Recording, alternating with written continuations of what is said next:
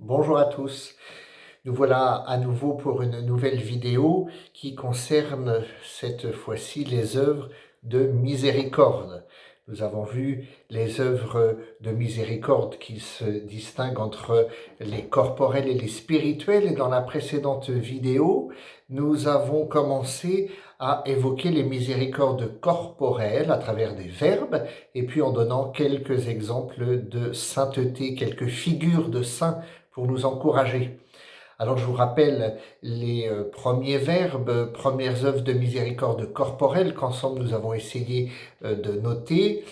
Le verbe visiter, le verbe abreuver et nourrir, et le verbe racheter. Dans cette vidéo, nous verrons le 5e, 6e et 7e verbe, autant de verbes pour dire des œuvres de miséricorde corporelle. Alors, cinquième verbe, cinquième attitude, vêtir. Et là, nous pouvons ouvrir notre Bible dans l'Ancien Testament, le livre d'Ézéchiel, chapitre 17, versets 7 et 16. « Je donne un vêtement à celui qui est nu. » Et là, comme figure, bien sûr, nous pouvons nous souvenir de Saint Martin de Tours, au début du IVe siècle, qui, souvenez-vous, c'est une image bien connue, partage son vêtement, son manteau avec un mendiant aux portes d'Amiens. Alors, c'est une bonne réflexion, et souvenons-nous aussi de l'obole de la veuve dans le temple. Saint Martin a partagé son manteau, et certains pourraient dire il en a gardé une part pour lui. Or, il se trouve que dans l'Antiquité, le vêtement qui était donné aux soldats, pour la moitié, appartenait à l'État et l'autre à la personne. Et donc, Saint Martin ne pouvait pas donner l'ensemble de son manteau. Il a donné la part qu'il pouvait donner, c'est-à-dire la part nécessaire pour lui. C'était sa propre part. Et la moitié du manteau qu'il a gardé, c'était la part qui ne lui appartenait pas et qui était celle de l'État.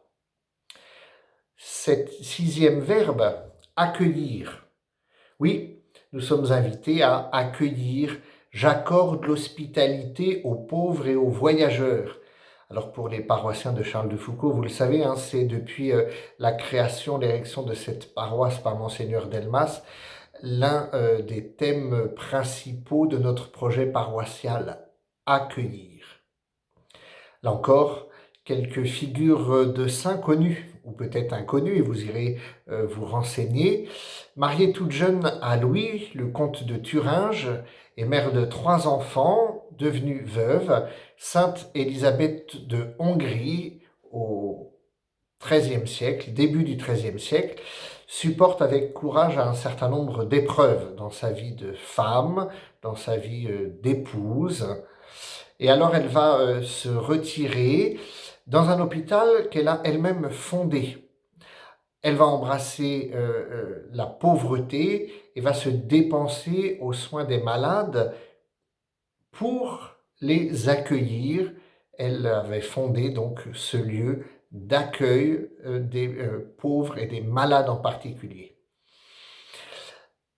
Un peu plus tard, c'est la fin du XVIIIe, début du XIXe siècle, Saint Joseph Benoît Cotolingo, qui a mis toute sa vie dans la confiance en la Sainte Providence, qui va ouvrir une maison pour recevoir les pauvres, les malades de tout genre, tous les abandonnés. C'est à Turin, et ce lieu s'appelle Petite Maison de la Divine Providence. Jeanne Jugan, française, de la fin du XVIIIe, et puis elle a vécu au XIXe jusqu'en 1879. Durant l'hiver de 1839, Sainte Jeanne Jugan va accueillir chez elle, d'abord, une femme âgée, aveugle, paralysée, qui logeait alors pas loin de chez elle dans un taudis. Elle l'accueille chez elle. Et d'autres femmes alors vont s'associer à Jeanne Jugan, et elles vont prendre en 1842 le nom de servante des pauvres. Jeanne Jugan qui voit alors dans les pauvres les membres souffrant de Jésus-Christ, écrit-elle, et elle disait encore regardez le pauvre avec compassion, et Jésus vous regardera avec bonté à votre dernier jour. 7e verbe, ensevelir.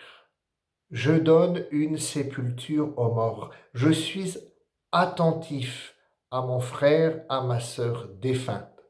Et là, nous pouvons aussi lire dans l'Ancien Testament le livre de Siracide ou bien le prophète Isaïe. Isaïe au chapitre 34, versets 2 et 3, et dans le livre de Ben Sirac, chapitre 7, verset 33. La Bible, bien sûr, célèbre le souci d'ensevelir les morts, et en particulier le livre de Tobie, ce beau livre de Tobie que je vous invite à lire, et peut-être dans votre préparation ou du temps de l'Avent cette semaine ou la semaine prochaine, et vous retrouveriez l'attention aux morts dans le livre de Tobie, chapitre 1er, versets 16-17 et chapitre 12. Saint Ambroise de Milan, partons en Italie, ou bien Saint Augustin, vont rédiger, eux, des traités sur le soin à accorder aux défunts.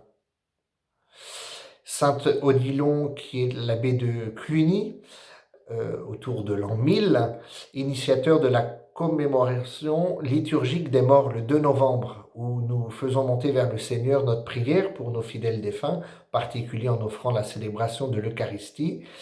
Il va lui-même enterrer de ses propres mains des enfants qu'il va trouver morts, et il leur donnera lui-même une sépulture.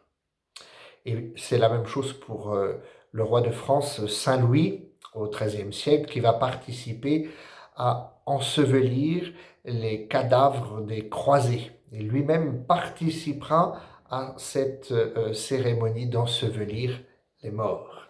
Dans notre prochaine vidéo, nous verrons les œuvres de miséricorde spirituelle, toujours avec l'exemple de frères et sœurs chrétiens qui nous ont précédés, saints auprès du Seigneur. À bientôt.